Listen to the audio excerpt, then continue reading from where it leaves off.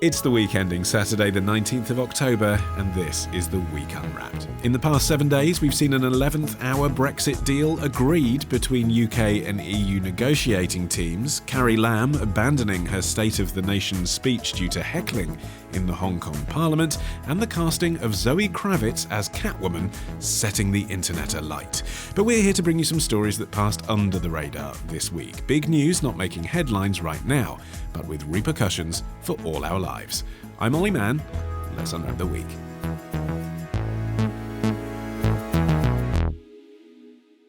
And joining me today from the Week Junior, we have Felicity Capon, and from the Week's digital team, Hollie Clemence, and for the very last time, Rebecca Gillie. Rebecca, you're leaving us. It's nothing personal. You're off to live in Bristol. Yeah. You are dead to me. I can only apologise. I mean, probably this podcast has kept me here a good, 2.5 years longer, so. Well, you go with our fondest wishes, Rebecca, and we're going to keep fans of the Gillie waiting right until the end to hear her story for this week, because starting the show is Hollie. What do you think this week should be remembered for? When it comes to learning, is there really no place like home? The only regret I have is that I ever sent them to school in the first place, and that I let Alfie struggle at school for so long. Beautiful babies, I just wish I'd done it from the word go, but at least we've done it now, and it's so much more positive. And the slide, word go. And there's just so much stuff with mainstream school that I don't agree on, and I never have agreed with it, and it's only now that I've learned all this about education that I've realised that. So that is the reason to why we started this amazing journey in the first place, wasn't it? A clip from the vlog Home Education Journey UK. You can find them on YouTube. Hollie, what's the story? A new Ofsted report says the number of children being homeschooled is increasing rapidly. So it rose 27% in the year to November 2018. Wow.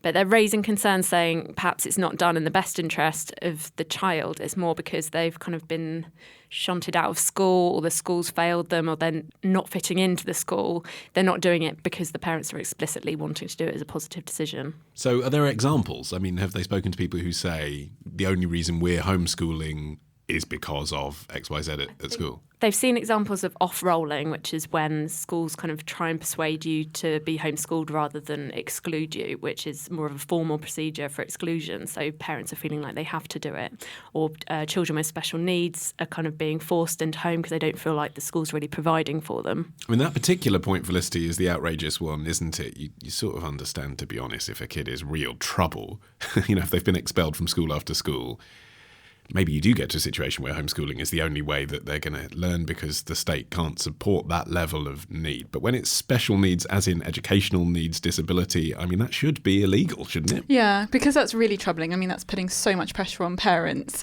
who aren't going to have the support, who aren't going to know how to deal with things like dyslexia or other learning disabilities, putting these children at a massive disadvantage for the rest of their lives. I think when homeschooling is something that is forced upon a child as opposed to a choice that the parents make that can have really, really beneficial consequences, that's got to be bad. Although you do wonder, Rebecca, whether homeschooling was ever really the choice of the child. I mean, I was consulted about whether I wanted to go to boarding school when I was 10. I had a view, but I mean, my parents wanted to send me to boarding school at the end of the day. I do wonder, a lot of parents want homeschool for their own purposes, not because it's best for the kid. Well, one of the issues that was raised in the report, and this was like a localised study of families in the East Midlands, so obviously you can't draw too many broad conclusions. But one of the things they found was that the time it took to decide to withdraw the child from school was sometimes as little as 1 day. So obviously the child is not going to be, is not really being consulted in that scenario. And also it doesn't give the parents a lot of time to prepare. I mean, preparing to follow a national curriculum standard education at home, that requires preparation. If you're making the decision so quickly, then, you're not going to have time to put those measures in place.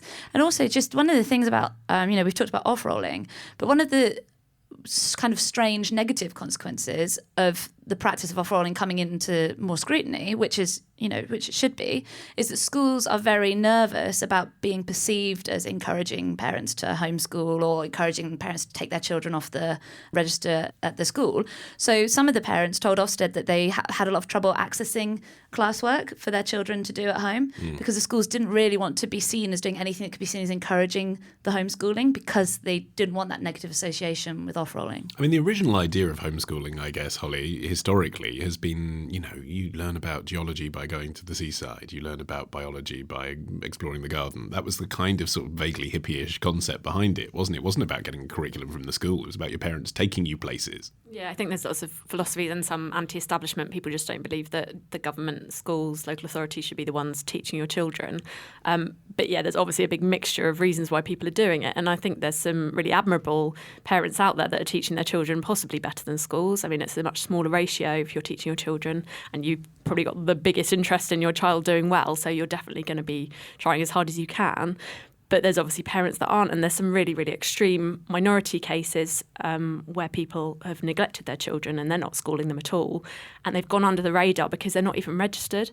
So this is quite a new thing that the government are looking to introduce, a register of all children that are homeschooled, because currently local authorities only have the names of children that have been taken out of school. So if you've never gone, you wouldn't be known to the authority. Felicity. One of our writers on The Week Junior is homeschooled, and it's really interesting talking to him about his experience of it. And I think broadly he thinks it's been really positive. And he grew up in Scotland, and as a result he had this focus on subjects that he was passionate about, so poetry and in particular Scottish history, so a big emphasis on Pictish and Jacobite history, which has kind of stayed with him until, he now has these like passions. We're going to see a Jacobean pull out in The Week Junior soon. Yeah, maybe, yeah. Quite possibly. But then he says he would have like patchy areas of knowledge on things like the Industrial Revolution, which is kind of a big topic, I guess, and things like chemistry. Obviously, he didn't have like Bunsen burners or like a chemistry lab in his home when he was growing up. So he thinks that, for example, had he wanted to have been a doctor, that would basically been impossible having been homeschooled. Yeah. But it is really interesting. He does have a passion for these subjects. He has a really good relationship with his parents. He's obviously really well qualified and adjusted. I think there is that sort of stigma around homeschooling that obviously that doesn't apply to him at all. And he says every time now that he tells someone that he's homeschooled, there's always this kind of like sneery, oh, did you have any friends when you were growing up? And he's like, yeah, I did. Yeah, but actually that is kind of where you jump to, isn't it, from the point of view of the child, especially if they're being homeschooled because they've been bullied at school. You do come to that thing about, well, for social integration, how are you meeting people? How are you spending time with others? In the case of this writer, there was like a network of homeschooling. So you'd have different days of the week. You'd go to a different group, and they'd go out on like trips to a castle or to, whatever, a local zoo or conservation area. So it wasn't. I think that image in your head is like you're stuck in your living room with your mum, and that's it. But I don't think that's accurate. And I think we're going to see a lot more, collective organisations like that, because there are so many. And I think we still have in our head that homeschooling is something that is more common in America, and it's because your parents are, fundamentalists who don't want you in government schools or something. Or live miles away. Or live miles away from everywhere, yeah. But there are 58,000 kids in the UK being homeschooled. I don't think many people would guess it's that many. And in the highest... in the place in the country with the highest proportion, which is the Isle of Wight, like 1 in 50 children is homeschooled there. And the number one reason given by parents is that local schools are inadequate. So I think that's probably indicative of kind of the trend and the reasons why there are more. I don't think there's been an explosion in the number of hippie parents. I don't think I'd have the confidence if I was a parent to say, I can give you all. Yeah, I just don't get it. Especially if you also have to work a full-time job as well. I mean, that the pressure is huge. Listen, so Holly, you're a mum. I mean, you've got a degree, but, when you were teaching someone outside the bounds of the knowledge that you have, even at a primary school level, would you feel qualified? That's what it comes down to, isn't it? No, I'd have personal reservations. And I know how hard teachers work, and I think I can't assume that I could do that myself. And yeah, there's plenty of subjects that I'm not a specialist in, and I think a teacher could do a better job. But I would also worry about the views that you're giving that child. We've all kind of got our own views stuck in our ways, and you're not exposing them to other things. And I'm sure some parents are great at giving them lots of education, but some parents are specifically taking their children out of mainstream education because they don't want those views. You only have to look at kind of the LGBT education to realise that some parents don't want their children to know everything that's on the national curriculum. And again, I guess it depends whether you agree with what government is teaching the youth on whether you want them to know that or not. But you could have a very closed-minded family as an alternative. And they even found some cases where they suspected that parents had removed their children from school because the parents themselves were facing prosecution for their child being absent too many times. So they just withdrew their child. And although that's obviously an extreme minority, it is another indication of why perhaps the government does need to be keeping a bit of a closer eye. But I suppose the government also needs to keep an eye on the problem of unregistered schools, because there was a story this week about a school in Streatham where inspectors have found texts in the staff room that encouraging parents to hit their children if they didn't pray, and said a wife had no rights to deny her husband. And I think inspectors had tried to close the school down and it had stayed open. And I feel like there are more and more stories cropping up like this of these really dodgy schools, which, are also not a good solution either. It also strikes me, Holly, that maybe it isn't good news for the homeschool movement that there's an increasing number of people doing it, partly because of, as you say, the reasons that they're doing it might not be the pure reasons they'd like people to be doing it, but also because the state will have to come up to answers to these questions. And the more palatable answer for everybody, if it can be achieved, is more money for schools, and then there'd be fewer problems in the first place. But if the state answer is more school inspectors being sent to people's homes, that's going to really rile up the wrong way the kind of people who choose to home educate their children. Yeah, definitely. And there's already pushback from the homeschooling community against like the register idea and more monitoring, because they think the whole point is that they're kind of in charge of their children's lives. But exactly as you say, the more kind of bad cases you get where parents haven't got the best intentions for their children, you're going to need a bit more interference, and that is going to annoy the people that have directly done it for that reason. OK, Felicity, your turn. You are up next after this.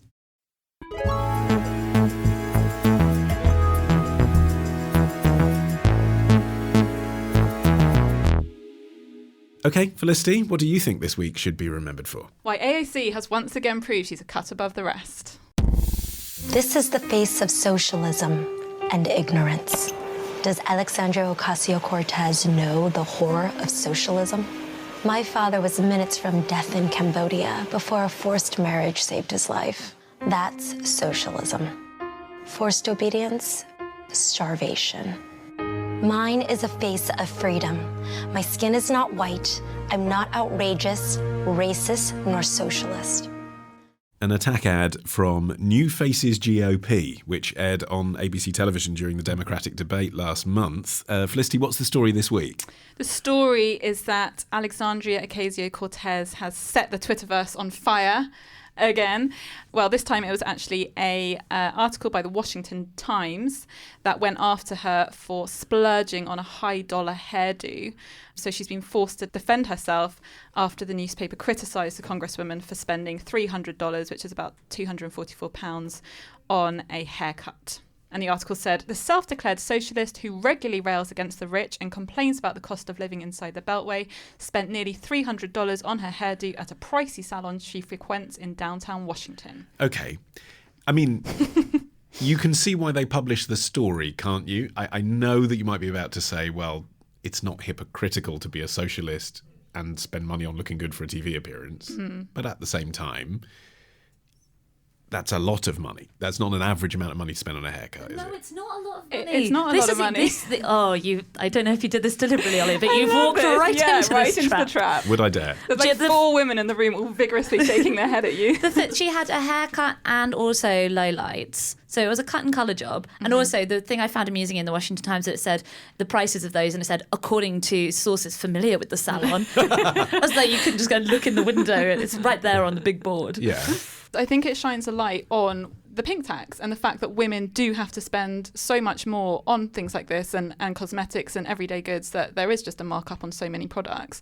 But I think that also shows a complete lack of knowledge from a lot of men about how much things like this do cost. I do think £244 is a lot of money, but that is the standard, that is what you pay. And I also think it goes to sort of societal expectations of what women in the public eye have to look like. If she had turned up with stray grades in her hair and wearing rags and looking dishevelled, should have also got castigated. So there's a very narrow, small image that women have to conform to, and if you don't get it completely right, you're just going to get attacked. The pink tax. Was that a phrase you've encountered before, Holly? Yeah, sort of. You get it, makeup, and then like tampons and all the other things that everyone you have to pay for as a woman. Well, okay, but hold on. Tampons are an essential item. A haircut isn't. I mean, so you're saying there's a pressure on women to look a certain way. Where's that pressure coming from? And is it really a tax if you have to spend that money? I've never spent that much money on a haircut. I'll be honest, that seemed like a lot to me, even with highlights or lowlights. But the first thing that came to mind was Greta Thunberg, like a few weeks ago, who, bless her, is only 16 and got attacked for not being sexy enough. Like, there is no line that you can take as a woman. You can't look good enough or bad enough. There's always someone that's going to shout at you for what you look like. But there is this line of hypocrisy, whether how far we take that with politicians and people in the public eye. Is that always going to be the first thing that we go for? Oh, they're a hypocrite because of this, or they're a hypocrite because of that. And is it always important to the case? And I think in this case, the money, as much as it might seem to you, is probably not enough to really justify saying that she's a hypocrite. But it's also her own money, and she is very, very feisty on Twitter and brilliant at sort of retorting to her critics. Came back and slammed Mike Pence for his $600,000 limo bill, which I think was taxpayer money for some trip in Ireland he went on. That wasn't just a trip in Ireland, that was a trip to Trump's golf resort. Yeah, true. I encourage you to Google it. True. It's fun. And I think the other important point is that some critics on Twitter have immediately said, you wouldn't get this story if it was a male politician. This is all about the fact that she's a woman. And actually, I'm not 100% sure that's the case. Bill Clinton, 1993, famously spent $200 on his haircut, and that made headlines. And the other one that springs to mind is the French president, Emmanuel Macron, who in 2017, at the age of 39, he settled two bills from a personal makeup artist, one for €10,000 and another for €16,000. And I remember it being a story when Jeremy Corbyn appeared on the front cover of GQ as well, that he insisted on getting his suit from Marks and Spencer. And there was a lot of correspondence to get him to the point where he'd wear a suit for a photo shoot at all, and was told by his advisors, well, it's kind of a fashion magazine, you have to wear something. And that's what he was prepared to do, because he knew that if there was a story that Jeremy Corbyn had spent $2,000 on a tailored suit, even though he's the leader of the opposition and you need to look good on the front of GQ, people would have said, but you're representing poorer people. But he has also been criticised in the past for looking dishevelled and like people joking that he looks like he's just come off his allotment. Right, so is this a female issue? Is this a pink tax issue, or is this just the spotlight we put on politicians? I think if you're looking at it from the gender perspective, to me what it speaks to is the fact that we have come to expect women in the public eye to look a certain way, and it's such a natural expectation that we think, and I mean women are guilty of this as well as men, but probably more so men, we have come to think that that is what women look like. Do you know what I mean? It's like people don't look at Alexandria Ocasio-Cortez and think, oh, she's had an expensive haircut, and they wouldn't look at any other, woman in the public eye and think about her haircut. You just think in your head, you're like, yes, that's how a woman on camera looks, hair and makeup all perfect. And because we expect people to look that way, if they don't, then they get blowback. But then also, when you see, how the sausage is made, people then criticise them for spending money on their appearance as though they're vain, when really they're just trying to look, air quotes, normal. There's also a young person side to it, her being the youngest woman in Congress. I think people kind of see her as maybe she shouldn't be as popular as she is by now. Like maybe she hasn't done her time enough to be this popular politician. I think she gets a lot of flack for that, which is completely unfair. And she's also doing things really differently. Like she will go on Instagram and talk about her nails and her lipstick. And there's this expectation that women talking about beauty suddenly makes them not as intelligent as someone that doesn't. And I think she's proving that she can do both. Like she can talk about lipstick and famous orators in the same sentence, and she is smart enough to get away with it. But the fact that she should have to get away with it in itself kind of speaks thousands. And if this is the kind of underreported story of the week, Felicity, if there really is significance here, and I don't mean to be flippant, but I mean it is about a haircut, but if this is the most significant story, it's surely because it might have an impact on the ongoing discussion about whether or not a female candidate can be put forward for the presidential race after what happened with Hillary last time. I mean, that's what's in the background of a lot of this stuff, isn't it? Yeah, I think so. And I think also it kind of made me think of Amber Rudd talking about Theresa May and her Brexit deal as opposed to Boris Johnson. If he gets his deal through, is there kind of a whiff of sexism that a woman would just never have been able to do it or not, which I don't know how I feel about that. But yeah, I think there is that idea that women just face so many more obstacles in the public eye, and to get to that level of being US president or, getting your deal through Parliament, I think there is definitely almost like unspoken kind of invisible obstacles that we're just not talking about enough. And this is a very, and I know it seems frivolous, I know it seems trivial, but this is a very, very small taste of what women go up against every single time they do fight for positions of power in the corridors of power. Can the same arguments be made in this country, though? We have, most recently had a female prime minister. Is it the same issue here? I think it's interesting, particularly with Theresa May, and the idea of, especially when the kind of media whips it up so that it's women turning against other women, which I find a really interesting dynamic. And a good case in point is Trousergate, when Theresa May famously wore her, quite frankly, horrendous metallic trousers for a photo shoot for the Times, which cost £995. Oh, yeah, I remember those, yeah. And got absolutely slated for it. And Nicky Morgan famously came out and said she didn't have anything in her wardrobe that would cost £995. And then someone dug into it and found that she had a designer handbag. And she was supposed to go on an episode of Have I Got News for You and cancelled at the last minute. And they just put a designer handbag where she was supposed to sit. Which, okay, it sounds funny. But again, it goes back to, I mean, I think a lot of male politicians and female politicians were like, is this really worth talking about? Like, is that, you know, it's sad that so many female politicians, this is the thing that they're always commented on and critiqued about instead of their policies and what they stand for. And they weren't even Theresa May's own trousers. She wanted to wear her own trousers, and her aide, Fiona Hill, now departed from that position, persuaded her to wear these designer trousers that weren't even hers. And so again, like that, the backstory to that is just another example of the way that women are forced to present themselves in a certain way and then criticised for it. Mm. Holly, how much do you spend on your haircut? I'm just curious. Oh my God, look at my hair, nothing. I haven't had a haircut in months. Am I allowed to say in this room of four women that your hair looks good? I think your hair looks good. Oh, thanks. So, you know, How much there do we you go. spend on your hair? 40 quid. Yeah. Yeah. just Does it look cut? like, Is that wash, cut, blow should I dry, go for or- 200 or you know? No, I think you're doing good with what you've got there. Okay. If that wasn't enough of a parting shot from Rebecca, she's up next after this.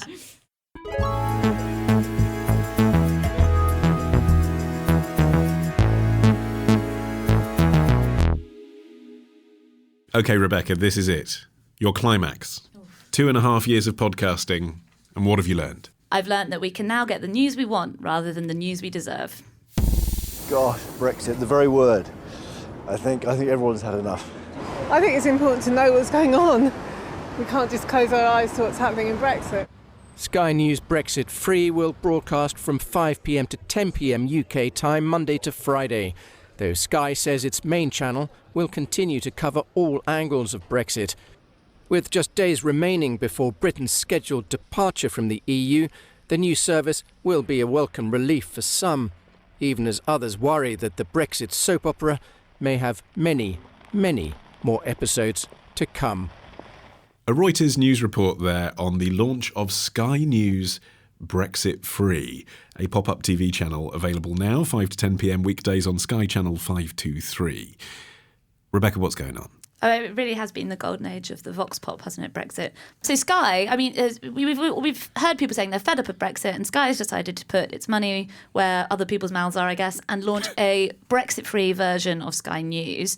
They haven't said how long this is going to go on for, but we have been hearing this week that Brexit negotiations are going to go on into the mid-2020s, so this could run and run. And so this has sort of come in response to lots of surveys which found people are fed up of Brexit. You may have heard people expressing that anecdotally. And a Reuters Institute for the Study of Journalism report found that 1/3 of Brits said that they weren't paying as much attention to the news as they used to. And of those, a vast majority, 70%, said that it was because of Brexit. So there is obviously a thirst out there for a Brexit-free version of reality, and Sky is providing it. And that is just meeting market forces, isn't it? A self-described market of news consumers want to hear about news that isn't focused on Brexit because Brexit is dominating the news. What's wrong with that? Well, I guess it raises lots of questions. You know, one of them being, do the electorate have a right to be shielded from the main issues of the day just because they've heard enough of them? Particularly with regards to the Brexit debate, Chris Gray, who's a professor at Royal Holloway, I thought had an interesting response. He tweeted that he understood the appeal. Still, there's something slightly galling in the idea that whilst Brexit is the, quote, will of the people who will riot if they don't get it, they might not actually want the faff of hearing about it. You know, and so there is this idea that this is something that Brexit is supposed to represent, this massive popular movement towards exiting the EU, and we want it, and we're very cross about it, but also we're completely fed up of hearing about it, and we'd like it to be sort of excised from the national consciousness. I mean, this is one of the reasons, isn't it, Felicity, that this show, if I may say, on the show itself, has been, you know, something of a sleeper hit. It's because actually generally we don't talk about Brexit because we're focused on the stories that other people aren't talking about. There clearly is an appetite it's not necessarily about saying I don't want to hear about that thing. It's saying there's so much other stuff in the world to discuss. Yeah, and I think Brexit has just occupied so much space in people's minds and in the news agenda that it's pushed out so many other things which are just so important that you're not hearing about. So I get that, but I think just to say I'm not going to engage at all with Brexit is just a nonsense when it affects everyone's lives. And I think it possibly goes back to this whole, people voting with their hearts and how they feel. I feel that we should leave or whatever, as opposed to like the nitty gritty details and policies and voting with your brain and what's, that sort of thing. But I just don't think you have a right to not engage with Brexit. And I think I'm torn on this because I feel like the people who are stressed and anxious about Brexit, who want to turn off, are probably the smart people who we need to stay engaged and vote, because they're thinking about it. And the people who are like, I heard someone on the tube the other day describe that week when it was really rowdy in Parliament, the whole proroguing, where they just come back after the Supreme Court had said that proroguing was unlawful, and someone on the tube said, "Oh, Parliament right now, it's the best show in town, isn't it?" And I reckon the people who are really like fired up and finding it really exhilarating are the ones who probably aren't seriously thinking about like the consequences hard enough. That could have been me that said that, but I take your point. Hollie, in print, people remove sections of the newspaper they're not interested in. I get the Times every Saturday. I literally throw the sports section straight in the recycling. Or choose Am I a bad newspapers person? that don't fulfil what they want to read about. Yeah. I mean, you could read one newspaper and not have any idea of the other aspects of the world. So why should broadcast news be different? I guess, guys, one of the big ones is a bit like if the BBC did it as well. I think one of the main news channels that people will tune into. So that in itself, I think that's quite important. But also, I like this idea of right, but I think more of maybe a duty, like a citizen's duty. Do we all have a duty to read the news and be up to date? I think the people that I've met that don't read the news are probably the happiest people I've ever met. But at the same time, yeah, if you're going to vote in an election, you probably should know what the world issues are. And I was thinking what other subject this would be okay for. Syria is probably one of the most depressing and pressing issues that is going on at the moment, and it does make you mentally distressed reading about it. But if they just said we're going to have a channel where we don't mention Syria, or we don't mention the migrant crisis, all these other horrible things that are happening in the world, like we wouldn't get away with it. I think partly because Brexit is in some parts boring to people, and it doesn't maybe involve at the moment kind of life or death issues. I say that as if I'm predicting some life or death issues, but it's not the same as a civil war, that we can say, or we're just going to leave this out of our channel. Felicity. We have that problem slightly on the Week Junior in that, particularly climate change and plastic pollution, it really, really bothers our readers. It really makes them upset. It really makes them anxious. And we, every single week, are bombarded with really, really bad news. And it is a constant battle to try and get it balanced, to try and find environmental stories or, positive news about climate change to get in the magazine. And I do sometimes worry, are we giving them a slightly skewed image of the world by saying, great news, these eagles are back in Britain, or these birds are doing really, really well, or whatever, and sort of picking and choosing and curating the news to ensure that, it's different for us because our readers are so young, but I think as adults as well, there has been a more general movement towards like my well-being and my personal happiness, and I'm going to switch off from all of this because it's affecting, and that's a really tricky balance to strike, because I think you've got to stay informed, but obviously not to the complete deterioration of your mental well-being. Yeah. The slightly curious thing about Sky News doing this, Rebecca, as well, is that it's sort of acknowledging that they are the cause of people's anxieties. Rolling news, which essentially Sky invented in this country, is the reason people want to escape. It's not that they, when they watch the news at 10, think there's too much Brexit. Yeah. It's that they're addicted to rolling news channels for 4 or 5 hours a night that's creating this mental exhaustion. Yeah, it's rolling news. And, even if you don't consciously decide to tune in, you see it all over the place, in waiting rooms or what have you. There's just news constantly scrolling past. And then, of course, we've also got our phones now. So if you open Twitter or Facebook, then you're likely to be, bombarded with yet more news. So I totally understand why people now are feeling more anxious and stressed about current affairs than ever. But also, for us as as providers of news, I think there's just a wider question, which is that should market forces set a news agenda? And you could argue that there are already biases in in the news agenda. You won't find a shortage of people telling you that their, pet issue or concern isn't given the attention it deserves for one reason or another. Or celebrities leading the tabloids, for example. Yeah, but should it be a case of basically upvoting news topics we like and downvoting topics that we find really boring, or we think, it's been, I've heard enough about that subject now? The Syria example Hollie gave was the first one I thought of as well. People say, there's too much doom and gloom on the news, and if people could say about climate change as well, I'm fed up about hearing about these climate strikes, move on.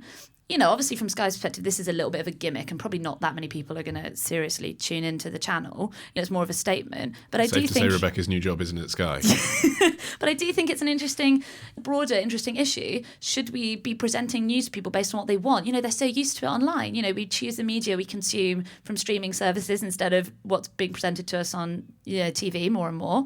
And the same with, we hear about the bubble effect. If you're interested in certain topics or you have certain political leanings, websites like Facebook will present you with things they think you'll already like. So we're used to being curated to all the time now. But should that be happening with news? Should we be giving people what they want instead of what is actually significant? But the classic broadcast news bulletin is itself curated, obviously. There is an editor. They're choosing what's important. This week we had that story about racist football fans in Bulgaria. That was prioritised as the most important story, despite the fact that the war in Syria was happening, despite the fact that the EU negotiations were going on, because it was of interest to English football fans, not necessarily because it was the most important thing going on. That's an editorial decision. It's always been that way. Not just because it was interesting to English football fans. I think that was a huge story about racism in the UK. That's about, because Gareth Southgate said a lot of the England players, unfortunately, they're hardened to this because of what they have to put up with in the UK. And also, I guess it was a story about, Nazi salutes and right-wing. But this discussion we're having now is the discussion they had in the newsroom, is my point. It's a subjective decision whether or not that's the biggest story, isn't it? Yeah, true. But I think, and there has to be that. That's what an editor is there for. But I still think they are making choices based on the stories that have the biggest ramifications for our lives and what's important and what we need to know. And with that, we have reached the end of this bittersweet edition of The Week Unwrapped. Rebecca, that was your final moment. It's been such a pleasure. Thank you. I will miss you all terribly. We're all going to miss you. And if you're listening in Bristol, you're looking for somewhere to live. That's right, isn't it? Yes, if you have a reasonably priced one-bedroom flat that you happen to be renting out. out. within about 30 minutes of Cabot Circus, that'd be fantastic. Just get in touch. Sofa, just to clarify. And to be clear, this is you and your husband. This isn't one of those things. I read about this in Cosmo. This isn't one of those things. It's not a live-in girlfriend deal. Well, on that bombshell, my thanks to Felicity, Capon, Hollie, Clemence, and for one final time, Rebecca Gillie, everybody. Oh, guys. If you want to listen back to Rebecca's best bits, the entire back catalogue of episodes is available when you subscribe to The Week Unwrapped on your podcast app of choice. You find it by typing the words The Week Unwrapped into your podcast app of choice and then hitting the word subscribe. Thanks. I've been Olly Mann. Our music is by Tom Morby, the producer Sarah Miles at Rethink Audio. Until we meet again to unwrap next week. Bye-bye.